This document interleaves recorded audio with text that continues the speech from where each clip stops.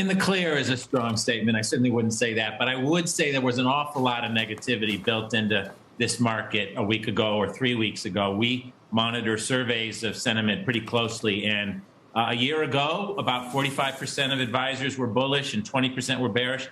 That's now flipped to 45% being bearish and only 20% being bullish. So the market was clearly ready to absorb some bad news, and particularly the market was very worried about earnings.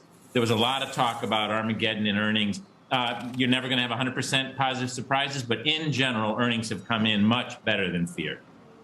Yeah, we're getting, roughly so far a 70% beat rate. That's roughly in the historical range of normal, which, of course, companies usually beat. But do you think it's a matter of, companies actually have relatively strong outlooks, or is it just we lowered the bar so much? I guess really the big question is, even if the Fed starts to slow down what it's doing in tightening, is the economy in any condition to handle what's already been thrown at it?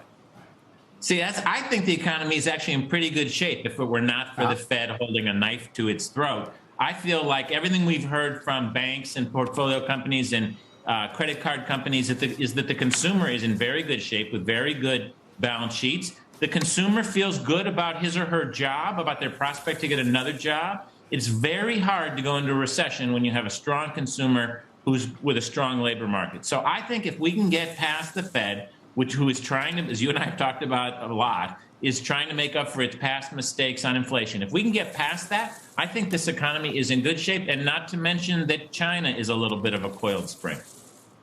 Yeah, there you go. That's an element that has not been part of the bullish story for sure, is growth coming out of China reopening there.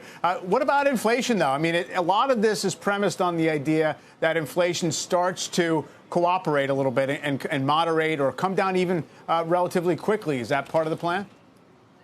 Yeah, so I don't think you have many guests that have been more bearish about inflation than I have a couple of years back. But the good news is this was caused by the money supply exploding up higher by 40%, which was caused by record deficits of more than $3 trillion. The Fed then monetized the debt that was issued and bought in over $3 trillion, and that is coming to an end. The good news is they stopped expanding the money supply. They've stopped with quantitative easing, and so I think it's going to take a while. There's always a lag.